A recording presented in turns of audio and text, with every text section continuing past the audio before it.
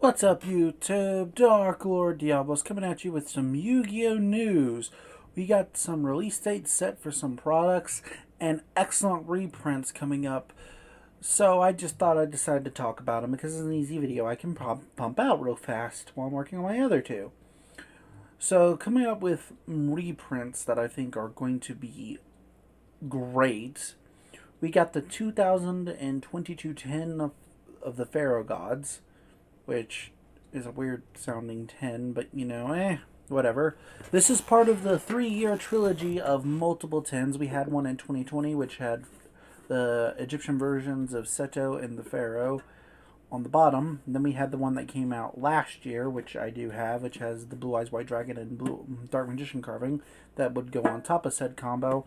And this is the top of the final tablet, which has the 3 Egyptian gods. Now, these are supposed to represent a scene from the original anime during the Battle City arc where Ashizu brought a giant tablet that depicted all what I've just told you. Because we're still celebrating DM like it's the greatest thing ever. Yes, I'm salty for what has happened to the next Duelist pack. Yeah, I'm not going to get over it. So, this is the final piece of the 10, and it's going to have... I think it's going to have copies of all 3 Egyptian gods, which is pretty cool, I guess. Even though getting playable Egyptian gods is easier than, buying a cap. And trust me, look it up.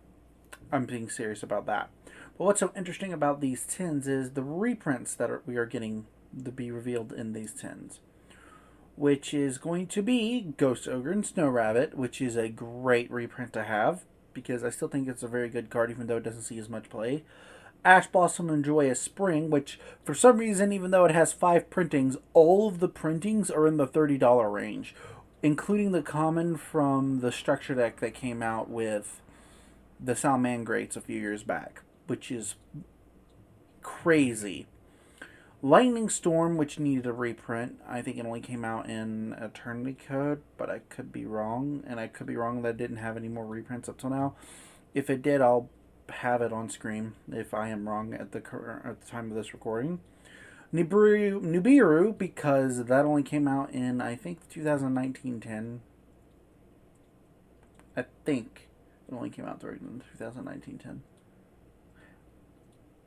Yeah, I could be wrong about that, but that needed a reprint. Forbidden Droplets, because of course that needed a bloody reprint, considering the last 2 reprints made it very, very hard to grab, and people still are trying to grab 3 copies of that. And surprise, surprise, the same card that came out in the same set that this debuted in, Red Eyes Dark Dragoon, which is an amazing bullshit card that, thanks to Predaprint, Verda, and Akande, will probably, made it a little hell for people. But the reason why I started out with this is because I'm using Dark Dragoon to lead into a segue, because this is probably going to go up in price considering what we got announced next.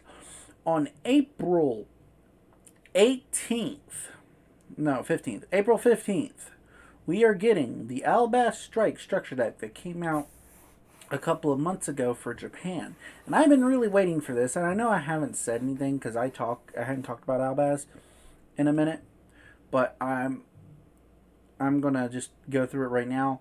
I love the Albaz storyline. In fact, one of my D&D characters for a D&D match, D&D gave me his name Albaz because I can't come up with names. Don't worry, the characters are nothing alike. But this deck is going to skyrocket the Albaz theme. It's not or archetype,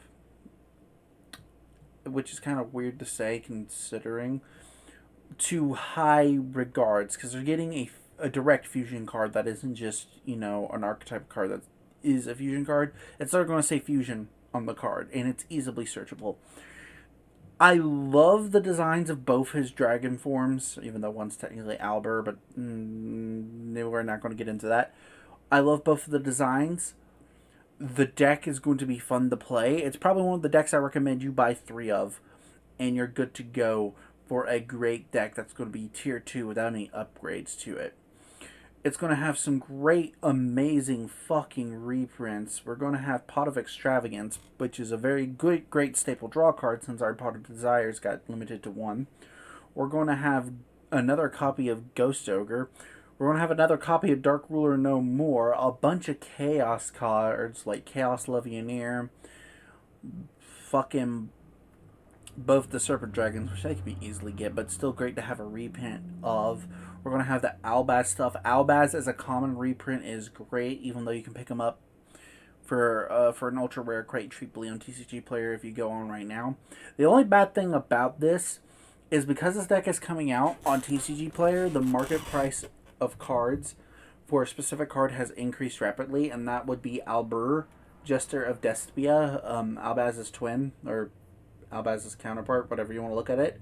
It was like a $40 card, and now it's $120, which sucks because I saved up enough money to buy a playset for my Dark Lord deck, but when I got the money for it, it jumped to $120, and now, yeah, we're gonna not get that for a while. But other than that, these sets, I know the specific date for the structure deck is going to be April 15th. So I highly suggest looking at around your stores or picking some up from TCG Player because the cards are going to be amazing for it. We got, like I said, there's a lot of reprints in there. All the Albaz forms are going to be in there currently, so that's going to be amazing to get a hold of. And again, the 10 with the reprints of Dark Dragoon, that will be amazing because that's still like almost $100 card. That'll be great for you to pick up as well. This is probably the best structure deck in a while, and that's me saying something because I usually like buying structure decks and building decks off of them. I did one for Cyberdarks, and I'll be doing one for this. And I just bought me like a pack of card sleeves from the store. They had them, and I don't know where I put them. Shit.